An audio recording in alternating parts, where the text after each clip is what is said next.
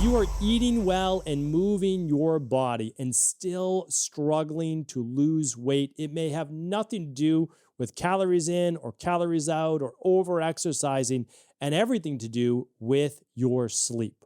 Believe it or not, there is a groundbreaking study that proves that it's just not all about calories in, calories out, and deprivation in terms of your diet. What they found is that when they took two groups of people, and this was randomized, they took two groups of people and they had one group sleep for 8.5 hours and one group sleep for 5.5 hours. That's the only difference in the diet. They were both on a caloric restricted diet. This is at a university clinical research institute. The study is actually called Insufficient Sleep Undermines Dietary Efforts to Reduce Adiposity. Again, a fun title. It just means that when you don't get enough sleep, you don't lose as much body fat. Here's exactly what the study showed. So there were overweight, non-smoking adults, and it was a mean age of 41 years old, plus or minus 5, and a mean body mass index of 27.4, right? So where do we want body mass index? Typically 19 to 24.9, right? So not obese, but in the overweight category, kind of like a lot of people, right? You're 15, 20 pounds, 25 pounds away from your goal weight. You want to lose the weight? Well, listen to what they found. So sleep curtailment decreased the proportion of weight loss as fat by 55%.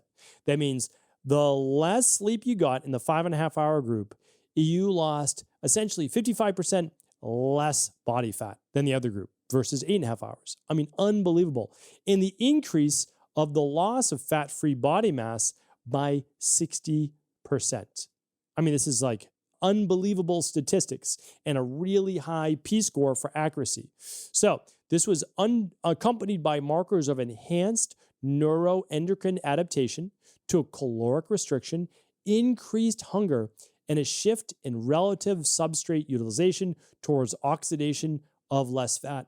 I'm going to explain exactly what that means because all of that scientific language is actually the reasoning, the underlying root cause behind why if you sleep less, you're going to burn less body fat. So let's dive into it. The first one is this, is that sleep is a fat loss regulator, not just for recovery. It really isn't. It's going to improve your hunger, which I talked about in the study, your blood sugar levels, your stress hormones, and whether you burn body fat or whether you're burning muscle. So let's dive right in. So we want something to go up. That something is the satiety hormone leptin. And then we want the hunger hormone ghrelin to go down. I have a previous podcast on that. I'm going to link it up at stephencabral.com/3631.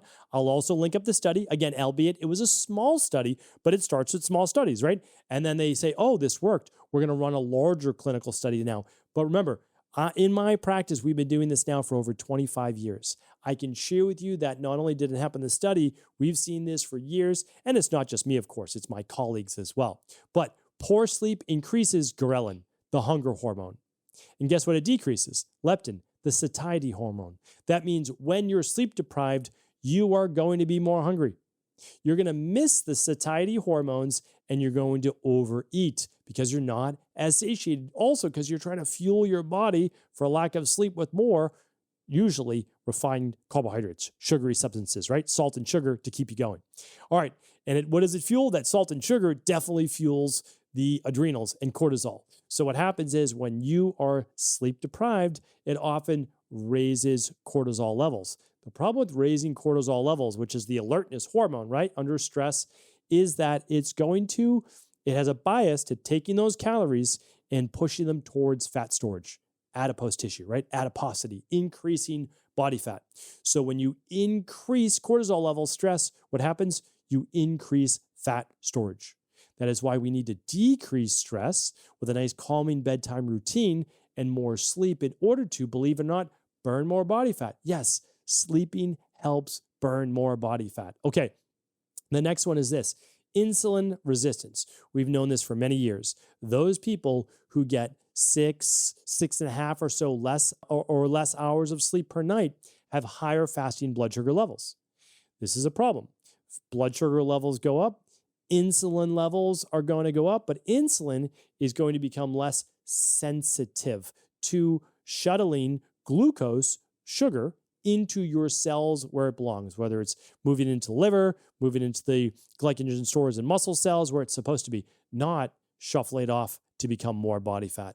So insulin resistance rises in those people that are more sleep deprived. Again, the stress mood and metabolism test shows this all day long. It's literally the #1 metabolism test out there. And you can do it, again, right at home. You don't have to, but this is the underlying root cause. I'm telling you right now. It shares with you all your hormones. It shares with you cortisol throughout the day. It shares with you your thyroid levels, your insulin, hemoglobin A1C for blood sugar, and vitamin D3. I mean, it's pretty powerful, right?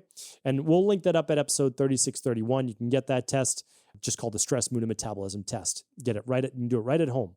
All right. So here's what else I wanted to share with you. The fourth factor, it was that when people are sleep deprived, they lose less fat, but they also lose more muscle.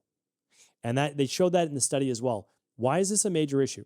In the beginning, no big deal, because it actually looks like you're just plateauing, right? Oh, I didn't lose any more weight. No, you may have actually gained a little body fat, lost a little muscle. Why is that a problem?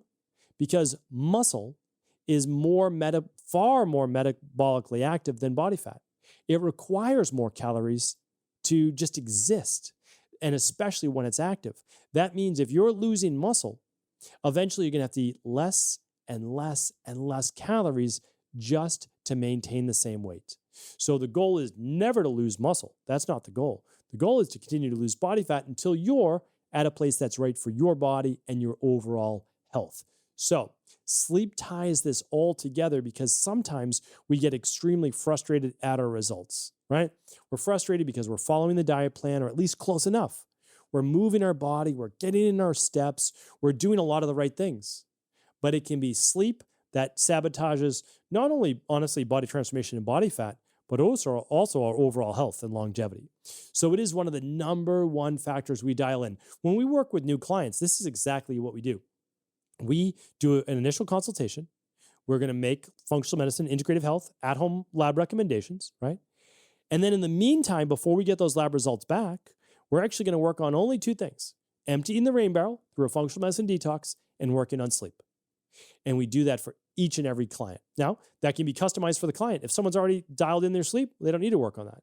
If most people need at least to do a quarterly functional medicine detox, so we'll work on that. We'll customize it for them as well, based on age, based on needs, based on dis-ease they've been diagnosed with, right? And then they get their labs in, and then it's all customized from there. And it works exceptionally well. If you're a practitioner out there, copy the model, get your clients, phenomenal results.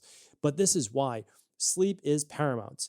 And I understand how so many clients are out there frustrated and jumping from diet to diet when your diet might be okay, right? It might not be perfect, but it's probably okay. And if you're beginning to move your body, we like that. But if you move your body and you continue to maybe exercise and not get sleep, guess what happens? Create even more inflammation because there's no recovery period of time. So this is, if we're looking at a 3-legged stool and we can only pick 3 things for weight loss, okay, well, let's look at nutrition, let's look at movement, but let's also look at sleep. That might be the missing factor you need in order to dial in. Here's the nice thing. I have probably 50 plus shows that are all free just on sleep. I'm going to link them all up at stephencabral.com/3631. It will literally dial in what you need to do, whether it's the 3-2-1 formula, whether it's lowering that temperature in the room, whether it's taking a warm bath 90 minutes, strategically 90 minutes before bed. We have every single trick in the book. It's all there. Or if you want an even faster way, check out my new book, Personomics. It's right on Amazon, or just go to personomics.io/book. So many bonuses, a free audiobook that you can get with any purchase. So you can check that out as well. But again, free podcast right at stephencabral.com/3631. We'll link it up, or just stephencabral.com/podcast. Scroll through the images at the top. You might find a whole new category you didn't even know exist, or check out my new book, Personomics, which is how to personalize the right routine for you to get the results that you deserve. Take care, everybody. Have an amazing rest of the day. And of course, do feel free to share the show with anyone you believe it could serve.